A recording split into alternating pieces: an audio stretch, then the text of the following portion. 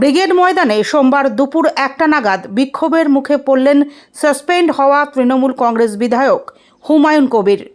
নিজের নতুন রাজনৈতিক দল জনতা উন্নয়ন পার্টির সভার প্রস্তুতি খতিয়ে দেখতে তিনি এদিন ব্রিগেড পরিদর্শনে গিয়েছিলেন।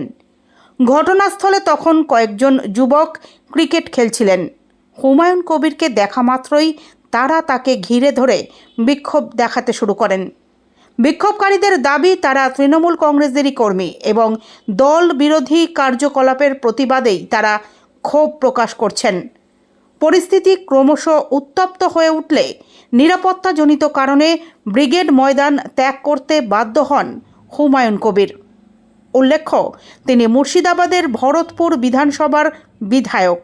এই ঘটনার জেরে রাজনৈতিক মহলে নতুন করে চর্চা শুরু হয়েছে তার সদ্য ঘোষিত দলের ভবিষ্যৎ ও রাজনৈতিক অবস্থান নিয়ে।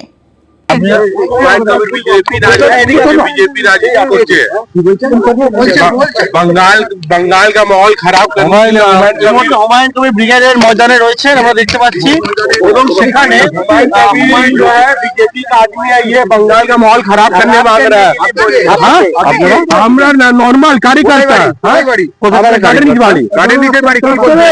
कलकत्ता पोर्ट কোনো পলিটিক্যাল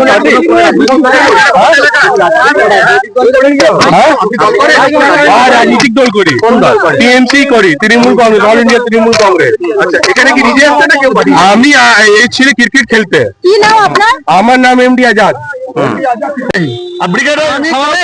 ব্রিগেডের প্রথম দিন এসে দেখতে এসে বিক্ষোভ পরে সমাবেশ হবে থাকলে রুখে নেবে। মসজিদ হবে সমাবেশও হবে। আরে কে কি বললো ওসব কথার কোনো গুরুত্ব আছে আমার কাছে? পাগল হুমায়ুন কবির জানিয়ে দিলেন যে সমাবেশ এখানে মনে করছেন অ্যাকসেপ্ট করবে মানুষ আপনাকে এই ঘটনাগুলো? আরে কে কি বললো তার জবাব আমাকে দিতে বাধ্য নাকি?